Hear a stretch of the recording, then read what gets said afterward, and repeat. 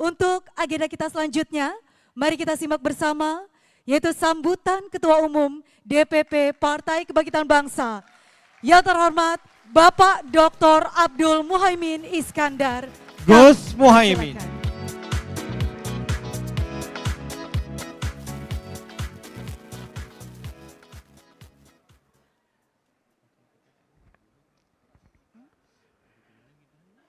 Assalamualaikum warahmatullahi wabarakatuh. Selamat sore, salam sejahtera untuk kita semua. Om Swastiastu, Namo Buddhaya, salam kebajikan. Bismillah, alhamdulillah, wassalatu wassalamu ala rasulillah, wala haula wala quwata illa billah. Rabbis rahli sadri wa yassirli amri wahlul uqdatam min lisani yafqahu qawli amma ba'du. Yang kita muliakan, kita cintai, kita banggakan, Bapak Menteri Pertahanan Republik Indonesia, Presiden terpilih Republik Indonesia, Bapak Jenderal TNI Purnawirawan Prabowo Subianto. Semoga Allah senantiasa memberikan kesehatan, umur panjang, kekuatan, kesuksesan memimpin bangsa Indonesia. Amin ya Rabbal Alamin. Yang saya muliakan, saya cintai, saya taati, para kiai, para masyayikh, para asatid, para ibu nyai yang hadir, yang saya muliakan. Mohon maaf Pak Prabowo, saya sapa beberapa hal supaya Pak Prabowo ingat, karena beliau-beliau di Bali menunggu kehadiran Pak Prabowo tapi tidak sempat hadir. Saat muktamar di Bali, beliau-beliau sangat berharap bisa bertemu misalnya Al-Mukarram Kiai Marzuki Mustamar, Al-Mukarram Kiai Syihab, Al-Mukarram Kiai Badawi, Al-Mukarram Kiai Arifin Junaidi, Al-Mukarram yang memimpin doa Kiai Kafabe Makhrus Ali, Gus Salam paling viral di kalangan NU, didampingi Gus Fahim, calon Ketua Dewan Syuro 2029. Dan seluruh para kiai, para ulama, Ibu Nyai Ju, pengasuh pondok pesantren Asem Bagus Situbondo, Ibu Nyai Ju Fawaid As'ad, dan seluruh Ibu Nyai yang tentu tidak bisa kami sebutkan. Kiai Jazuli, Kiai Imam Jazuli, Kiai Imam Jazuli. Ini juga kiai viral dari Cirebon. Yang saya muliakan, para ulama yang tidak bisa saya sebutkan satu persatu, seluruh jajaran Dewan Syuro, DPP PKB yang saya muliakan, seluruh jajaran Dewan Tanfid yang saya banggakan, para wakil ketua umum, sekjen, dan seluruh jajaran. Wakil ketua umum Pak Prabowo, saya perlu sampaikan sedikit, ada tambahan wakil ketua umum tenaga lama tapi baru, yaitu Pak Rusdi Kirana. Pak Rusdi Kirana kita jadikan wakil ketua MPR karena Pak Rusdi itu di PKB itu terkenal sebagai jembatan Republik Indonesia. Karena tanpa batik dan layan Indonesia tidak akan tersambung jembatan satu dengan yang lain. Jadi kita jadikan wakil ketua MPR supaya jadi negarawan, kira-kira begitu. Saya juga perlu garis bawahi untuk memperkenalkan tenaga baru wakil ketua DPR RI, Pak Haji Cucun Samsur Rizal. Ini selain anak buah saya, anak buahnya Pak Dasko.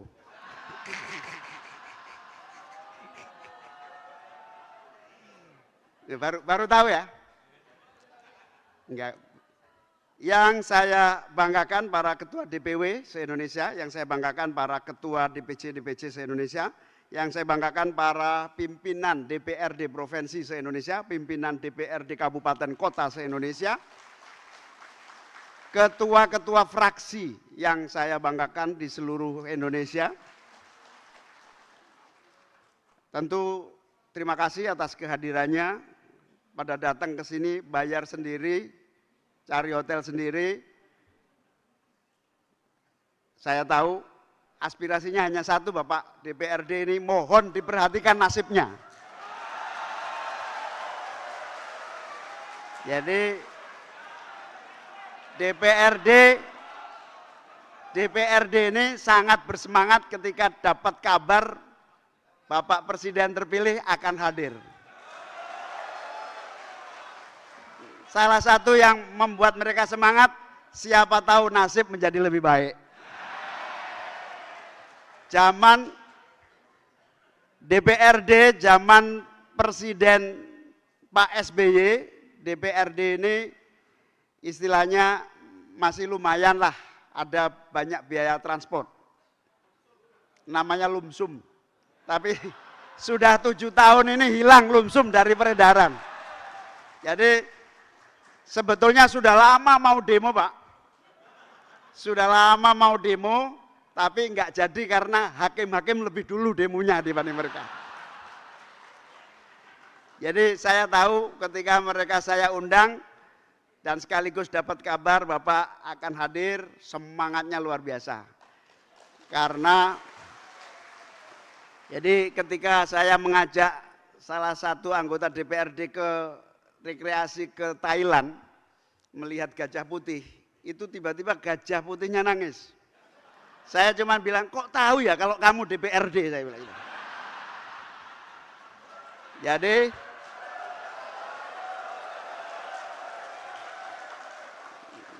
Jadi mereka-mereka ini Bapak, mereka-mereka ini mayoritas setelah dilantik langsung menggadaikan SK. SK apa namanya itu? SK pengangkatan. Dan rata-rata mereka menggadaikan ke bank-bank yang bunganya amat sangat tinggi. Makanya saya dan beberapa teman membuat bank baru, namanya BMI, Bank Muhaimin Iskandar. Lalu baru-baru ini ada nama bank baru namanya BRI, Bank Rusdi Indonesia. Jadi mereka rata-rata tidak terlilit pinjol, tapi rata-rata terlilit bank-bank pemerintah. Jadi mohon Bapak untuk sebetulnya di level Menteri Keuangan sudah kami diskusikan panjang dan sudah no problem. Karena pada dasarnya kami meyakini sepenuhnya kalau DPRD se-Indonesia ini lancar tugasnya, terfasilitasi aktivitasnya dengan baik, insya Allah mereka dan pemerintah daerah berkontribusi mendorong pertumbuhan ekonomi daerah untuk pertumbuhan ekonomi nasional. Jadi Pak Prabowo yang saya muliakan, salah satu agenda rapat koordinasi nasional ini adalah agar legislatif, eksekutif di daerah berkontribusi seperti masa lalu, berkontribusi pertumbuhan ekonomi nasional dari kekuatan ekonomi daerah. Dan kita berharap cita-cita Pak Prabowo pertumbuhan ekonomi hingga 8% terwujud dalam waktu yang secepat-cepatnya. Amin. Salah satu sederhana Bapak meninjau saja Perpres nomor 33. Kalian jangan terlalu reaktif. Terlalu kelihatan kalau miskin. Jadi peninjauan terhadap PP 33 yang memungkinkan tugas-tugas DPRD bisa berjalan dengan optimal karena rata-rata APBD kita juga mampu menjadi dan menyangga seluruh tugas-tugas DPRD. Jadi saya mohon betul Bapak, kehadiran Bapak ini kami menitipkan teman-teman saya, kalau saya sih DPR RI lebih aman ya dulu. DPRD ini supaya lebih aman lagi menjalankan tugas dengan sebaik-baiknya, merevisi PP 33 sebagai agenda pertumbuhan ekonomi daerah.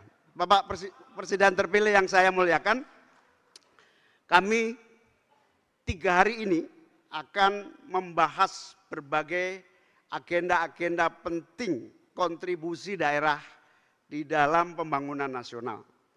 Kami meyakini sepenuhnya kami punya kesempatan dan punya kewenangan yang sangat relevan untuk berkontribusi di dalam mendongkrak dan menggerakkan ekonomi dan pembangunan nasional.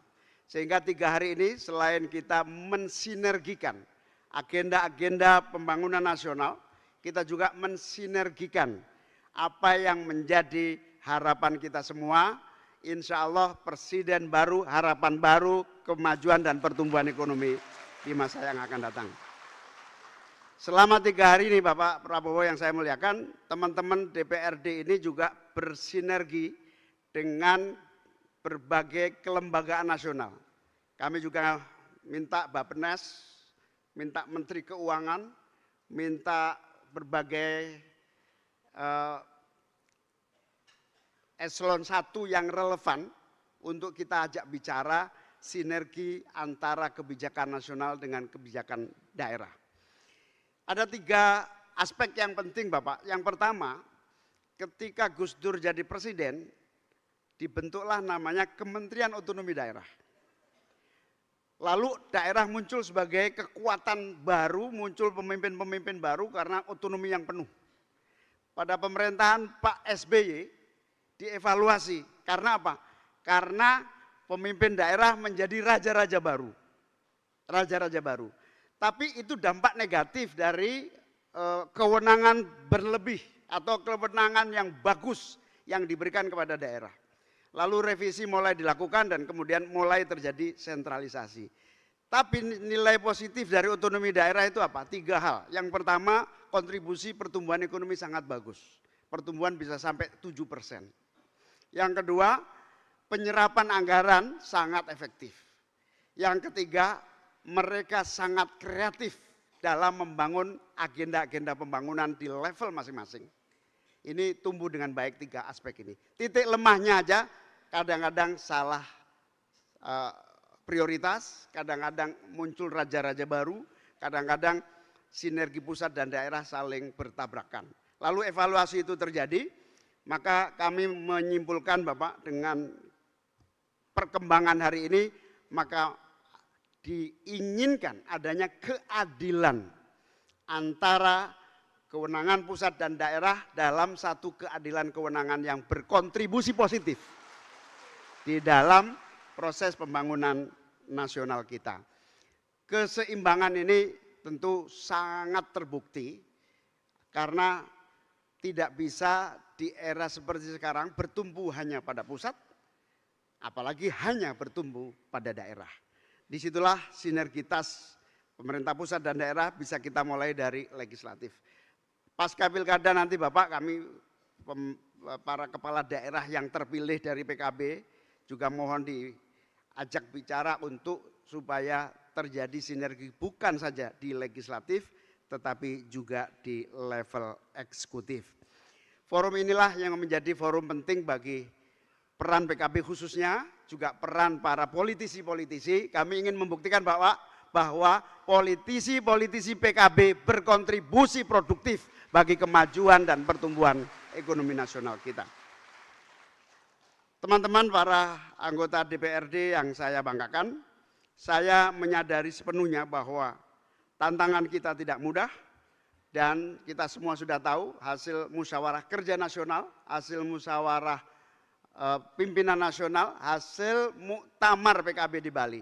PKB berkomitmen total mendukung dan mensukseskan kepemimpinan Pak Prabowo di dalam memimpin pembangunan nasional kita.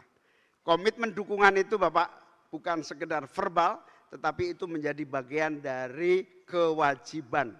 sekaligus tanggung jawab politisi-politisi PKB menjadi bagian dari kesuksesan pembangunan nasional. Karena itu kami menegaskan, PKB tidak ingin Pak Prabowo tidak sukses, harus sukses di dalam memimpin Indonesia di masa yang akan datang. Kesuksesan itu antara lain dua. Yang pertama, ekonomi tumbuh dengan sangat produktif, dimulai dari investasi. Tapi di sisi yang lain ketika pertumbuhan ekonomi belum maksimal, maka negara harus turun tangan mengatasi sementara dalam politik kesejahteraan. Kita tahu banyak program-program kesejahteraan yang bisa dimulai, jadi tidak perlu menunggu ekonomi tumbuh, tapi juga sudah dimulai kehadiran negara di dalam mengatasi masalah-masalah yang dihadapi rakyatnya.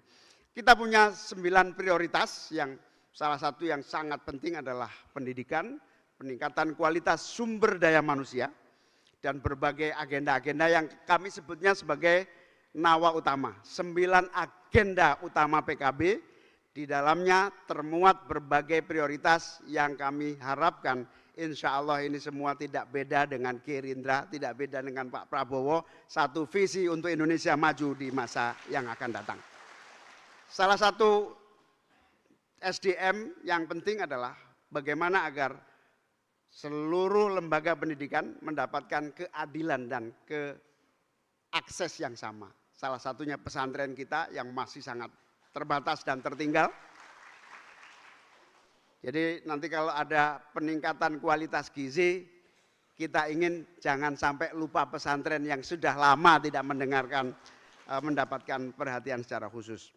Juga soal bagaimana kita menjaga daya tahan pertumbuhan dan pembangunan ekonomi dan agenda-agenda lainnya termasuk menjaga dan mengatasi krisis iklim yang real dan nyata di depan kita dengan berbagai tantangan yang kita hadapi. Bapak Prabowo dan hadirin yang saya muliakan, forum ini bagi PKB adalah forum konsolidasi, koordinasi yang terus-menerus karena kami ingin bahwa seluruh DPRD tidak menjadi politisi yang pasif, tetapi proaktif menghandle dan mengatasi masalah-masalah yang dihadapi rakyatnya. PKB ini tidak memiliki resources seperti partai-partai besar dan memiliki dana besar, tetapi saya yakin konsistensi, istiqomah, kemampuan kita melayani berbagai keinginan kita untuk terus memfasilitasi perjuangan NU yang ada dan tumbuh. Mohon maaf Pak, saya juga mau lapor, Kiai Marzuki ini 15 tahun memperjuangkan bagaimana agar NU yang bergerak dan tumbuh di masyarakat ini terus menjadi bagian yang kontribusinya nyata bagi pembangunan. Meskipun tidak mudah, di NU itu akhir-akhir ini 20 tahun terakhir ini mendapat tantangan. Ada gerakan anti kunut, gerakan anti tahlil, gerakan anti sholawat. Tapi alhamdulillah 20 tahun terakhir ini bisa teratasi. Meskipun di kota-kota besar, nggak jauh-jauh, Jakarta Selatan saja, ternyata masih banyak pimpinan-pimpinan masjid yang melarang sholawat, yang melarang kunut, yang tidak memberi kesempatan kunut. Yang itu artinya bukan hanya Kiai Marzuki yang sudah 20 tahun kerja. Insya Allah kepemimpinan Pak Prabowo memberikan toleransi dan membantu terjadinya kemauan untuk berbeda pendapat, tetapi dalam keharmonisan dan saling menghargai. Itulah kontribusi kiai-kiai kita yang insya Allah sinergi bersama pemerintahan yang akan datang menghasilkan toleransi, persatuan, kedamaian, dan kesuksesan bagi pembangunan nasional di masa-masa yang akan datang. Amin.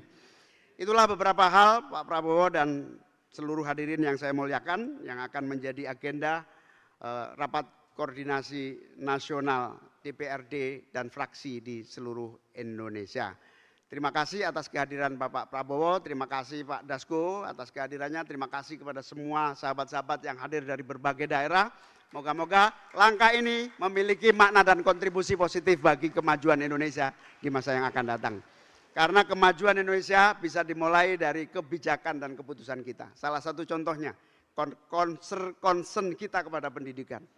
Di semua negara maju, yang sepele aja, di setiap kota-kota besar pasti ada yang namanya tempat bermain anak dengan fasilitas yang memadai. Kita tidak pernah punya kepedulian itu.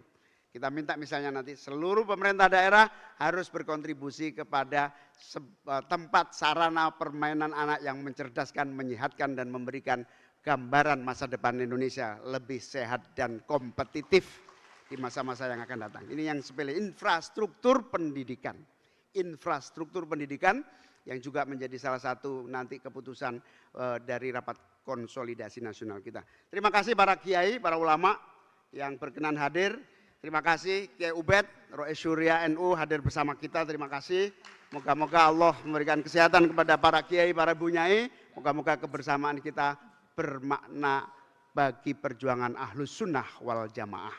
Demikian, terima kasih pada panitia. Mohon maaf kepada para tamu apabila ada berbagai kekurangan dan kesalahan. Wallahul muwaffiq ila aqwamit thoriq. Wassalamualaikum warahmatullahi wabarakatuh. Waalaikumsalam warahmatullahi wabarakatuh. Waalaikumsalam warahmatullahi wabarakatuh. Terima kasih Bapak.